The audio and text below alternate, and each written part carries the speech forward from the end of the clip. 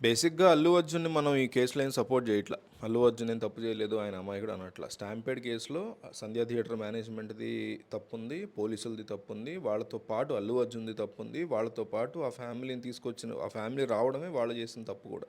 అందరిది కూడా తప్పుంది ఇక్కడ. బట్ ఏంటంటే రీసెంట్‌గా కోర్టులో జరిగినటువంటి వాదనలేంటి? ఆ కథ ఏంటి? దాని గురించి ఎక్స్‌ప్లెయిన్ చేద్దామని. నిన్న 'అల్లు అర్జున్' యొక్క అరెస్ట్ జరిగిన తర్వాత 2 రకాల కోర్ట్ హియరింగ్స్ జరిగినాయి. ఒకటేమో నాంపల్లి కోర్టుకి తీసుకెళ్లారు. బేసిక్‌గా పోలీసులు ఎవరన్నా అరెస్ట్ చేసినప్పుడు ఆహ్, కొన్ని కేసులు అయితే నోటీసులు ఇచ్చేసి వదిలేస్తారు. ఆ తర్వాత ఎంక్వైరీకి పిలుస్తారు. ఎంక్వైరీలో వాళ్ళు తప్పు చేశారని తెలిస్తే వెంటనే అరెస్ట్ చేస్తారు. కానీ ఇది murder case, attempt murder case.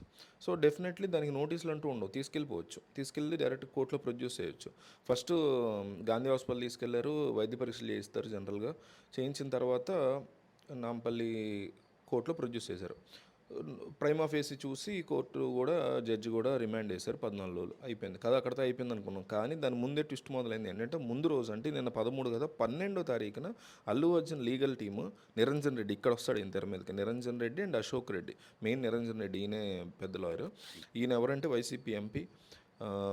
ఆచార్య సినిమా కూడా ప్రొడ్యూసర్. చిరంజీవికి అత్యంత సన్నిహితుడు. జగన్ కూడా అత్యంత సన్నిహితుడు.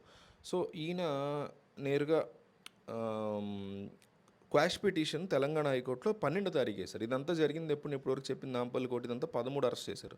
12 క్వాష్ పిటిషన్ వేశారు. ఏమని ఏదైతే ఇప్పుడు సంధ్య థియేటర్ మేనేజ్మెంట్ ఓనర్ వీళ్ళందరూ అరెస్ట్ చేశారు ఆల్రెడీ ముందు రోజు 3 రోజుల నుంచి చేస్తున్నారు. సో అప్పుడు ఈయన ఏం పెట్టారంటే ఇందులో నా క్లయింట్కి ఎటువంటి సంబంధం లేదు, ఆయన ఎవరిని ఇబ్బంది పెట్టాలనుకోలేదు, ఇందులో అన్యాయంగా ఈయన పేరు పెట్టారు కాబట్టి క్వాష్ పిటిషన్ వేసాడు. అంటే క్వాష్ పిటిషన్ అంటే ఎఫ్ఐఆర్ని కొట్టేయండి, అసలు కేసే ఉండకూడదు మాకని ఆయన పిటిషన్ వేసాడు. ఆ పిటిషను 13 తారీఖు అరెస్ట్ చేశారు కదా, 13వ తారీఖు మధ్యాహ్నం 2ంటికి హీరింగ్కి రావాలి. ఓకేనా. అయితే ఆ హీరింగ్కి వచ్చేటువంటి టైంలో జనరల్గా కోర్టులో హైకోర్టులో ఇట్లా పోస్ట్పోన్మెంట్ జరుగుతుంటాయి కదా. 2ంటికి ఫస్ట్ 10ంటికి రావాలి, 12ంటికి పోస్ట్పోయింది, 12ంటికి రావాలి, 2ంటికి పోస్ట్పోయింది, 2ంటికి రావాలి, 4ంటికి పోస్ట్పోయింది, 4ంటికి హీరింగ్కి వచ్చింది. వచ్చే టైంకి అక్కడ రిమాండ్ పడిపోయింది. నాంపల్లి కోర్టులో రిమాండ్ పడిపోయింది. చెంచల్గూడకి వెళ్ళిపోవాలి. కానీ ఇక్కడ ఏమన్నా క్వాష్ అవుతుందేమో అని పోలీసులు కానీ వాళ్ళు కానీ వెయిట్ చేస్తారు. కొద్దిసేపు 1 అవర్ వెయిట్ చేస్తారు. వెయిట్ చేశారు. 4:15కి అక్కడ పడింది నాంపల్లిలో. ఇక్కడ 4:15కి హైకోర్టులో స్టార్ట్ అయింది. ఎగ్జాక్ట్ అదే టైంకి క్వాష్ కనుక చేసేస్తే ఇక కేసు ఉండదు, ఇక వెళ్ళిపోవడమే. ఎప్పుడైతే జడ్జి కన్విన్స్ అయ్యి నిరంజన్ రెడ్డి చెప్పేదానికి కోర్టు లేదు కేసు ఇందులో కొట్టేయండి అంటే కొట్టేస్తారు. లేదని బెయిల్ అన్న ఇస్తే బెయిల్ వస్తుంది. సో దీనికోసం ట్రై చేస్తున్నారు. ఇక్కడ వాదనలు జరుగుతున్నాయి. నిరంజన్ రెడ్డి అనేక పాయింట్లు తీసుకొచ్చారు. పబ్లిక్ ప్రాసిక్యూటర్ ఉంటారు ప్రభుత్వం తరఫున, అట్లాగే సంధ్యా థియేటర్ మేనేజ్మెంట్ తరఫున కొంతమంది లాయర్లు, వీళ్ళందరూ కూడా కోర్టు హియరింగ్స్ హైకోర్టులో జరుగుతున్నాయి. కొన్ని వర్చువల్గా వచ్చారు కొంతమంది, ఇట్లా జరుగుతున్నాయి. జరుగుతున్నటువంటి టైంలో ఏం జరిగిందంటే ఒక మెయిన్ పాయింట్ మీదకి వచ్చింది ఆర్గ్యుమెంట్స్. అటెల్ ఇలా వచ్చాడు, స్టాంపేడ్ జరిగింది, ఒక పాయింట్ దగ్గరికి వచ్చి ఆగింది డిస్కషన్. ఆ పాయింట్ ఏంటంటే పర్మిషన్ అనేది అడిగారు తప్ప మేము ఇవ్వలేదు పోలీసులు, మేము అసలు రావద్దన్నాం, రిజెక్ట్ చేసాము, అయినా కానీ అల్లు అర్జున్ వచ్చాడు అనేది పబ్లిక్ ప్రాసిక్యూటర్ అంటే పోలీసుల తరఫున ప్రభుత్వం తరఫున వాదిస్తున్నటువంటి లాయర్ యొక్క పాయింట్. నిరంజన్ రెడ్డి అంటాడు లేదు పర్మిషన్ ఇచ్చారు, ఇదిగోండి లెటర్ అంటాడు ఆయన. ఆ లెటర్ గురించి పర్మిషన్ గురించి దగ్గరికి వచ్చి ఆగింది. మిగతా అన్నింటిలో కూడా కేసును కొట్టే ఇచ్చానో లేకపోతే అట్లీస్ట్ బెయిల్ ఇవ్వచ్చానో జడ్జి కన్విన్స్ అయ్యారు. ఈ పర్మిషన్ దగ్గరికి వచ్చి ఆగింది కదా. అయితే టైం 5:30 అయింది. కరెక్ట్గా 5:30కి అక్కడ ఉండేటువంటి రిమాండ్ రిపోర్ట్ ఉంటుంది.